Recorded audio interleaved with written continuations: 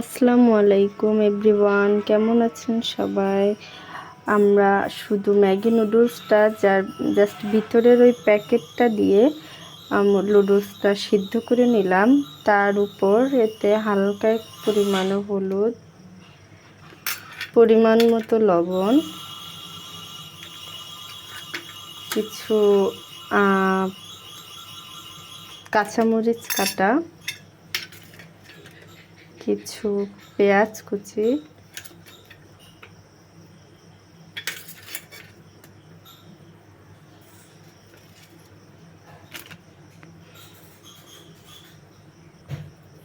পরিমাণ মতো কিছু পিওর আটা এসিআই আমি এটা ব্যবহার করি, আপনারাও এটা ব্যবহার করতে পারেন।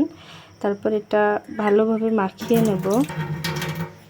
আপনারা চাইলে এখানে কিছু শুকনা মরিচের গুঁড়া অ্যাড করতে পারেন। আমার ছোট বাবু খাবে, তাই আমি ওটা দিচ্ছি না, আমি কিছু কাঁচামরিচ দিয়ে দিচ্ছি।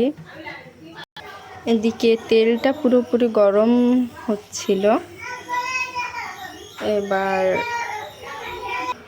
এরকম চপের মতো বানিয়ে একটা তেলের ভিতর আস্তে করে ছেড়ে দেব। এভাবে সবগুলো দিয়ে দেব। এভাবে কয়েক মিনিট ধরে ভাজতে থাকবো, যেমনটা আপনারা পেঁয়াজি তৈরি করেন এই রকম।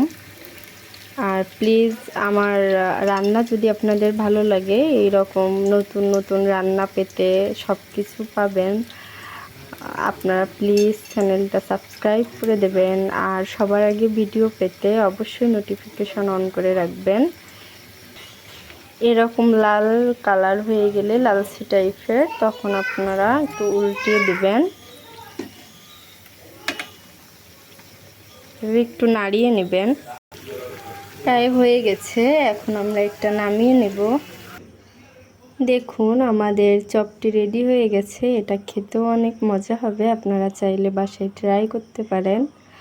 আর অবশ্যই আমার চ্যানেলটি সাবস্ক্রাইব করবেন, ভালো লাগলে লাইক দিয়ে দিবেন।